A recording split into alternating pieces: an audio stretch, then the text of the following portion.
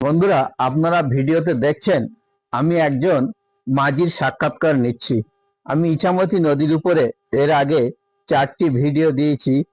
এটি আমার ইছামতি নদীর উপরে পঞ্চম পার্টের ভিডিও। তো যাই হোক বন্ধুরা, ফেরি পারাপারের সময় আমি এই মাঝি ভাইয়ের সাক্ষাৎকার নিয়েছিলাম। চলুন মাঝি ভাইয়ের মুখ থেকে আমরা শুনে আসি। বলুন, এই জায়গাটার নাম, এই গ্রামটার নাম কি? দক্ষিণাপুর ফেরিঘাট পাতুরিয়া। আর এই পঞ্চায়েত পঞ্চায়েত হচ্ছে বাজিতপুর। বাজিতপুর। একজন বলছিল অবস্থিয়া বাজিতপুর পঞ্চায়েত। আচ্ছা, নদী এপিট আর ওপিট দুটোই কি লক্ষ্মীনাথপুর গ্রাম? এবারও লক্ষ্মীনাথপুর, এবারও আর এদিকে বড়বাজার পাতুরিয়া আর এদিকে কাটিহাট।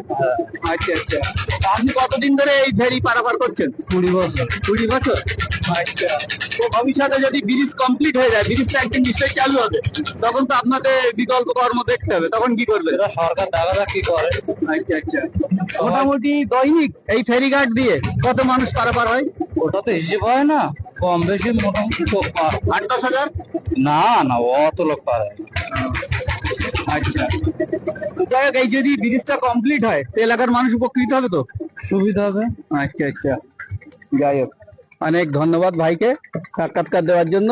আর এই যে নদীতে আমরা ফেরি পার হচ্ছি, এই নদীটির নাম হচ্ছে ইছামতি নদী। আর এই নদীর উৎপত্তি স্থল হচ্ছে আপনার নদিয়া জেলার মাঝদিয়া নামক একটি জায়গা থেকে উৎপত্তি হইয়া পদ্মা থেকে বিভক্ত হয়ে মাথাভাঙা নদী থেকে এসে এই নদীটি ইছামতি নাম ধারণ করে বনগা, বাদুড়িয়া, বসিরহাট, হাসনাবাদ, হাসনাবাদের কাছে কালনিন্দি নামক একটি নদীতে মিশে বঙ্গোপসাগরের গিয়ে পতিত হয়েছে সুন্দরবনের ভিতর দিয়ে গিয়ে। তো যাই হোক, এলাকার খুবই একটি বিখ্যাত নদী। এই নদীটার নাম হচ্ছে ইছামতি নদী। এটা একটি সীমান্ত বরাবর বাংলাদেশ এবং ভারতের বর্ডার ঘেঁষাঘেঁষি জায়গা দিয়ে এই নদীটি বয়ে গেছে। এই এলাকার মানুষের জীবিকার জন্য এই মৎস্য চাষ এবং এই নদীর তীরবর্তী এলাকায় শয়ে শয়ে ইটভাটা নির্মিত হয়েছে এবং এই ইটের এই নদীর পলি তুলে এখানে ইটগুলো তৈরি করা হয় এবং অসংখ্য মানুষ এই ইটভাটায় তাদের কর্মসংস্থান, রুটি রুজির কাজ চলছে। প্রিয় বন্ধুরা, এই লক্ষ্মীনাথপুর ফেরিঘাট থেকে, বাদুড়িয়ার কাটাখাল থেকে আপাতত বিদায় নিচ্ছি। দেখা হবে পরবর্তী কোনো এক ব্লকে। ধন্যবাদ, সবাই ভালো থাকবেন।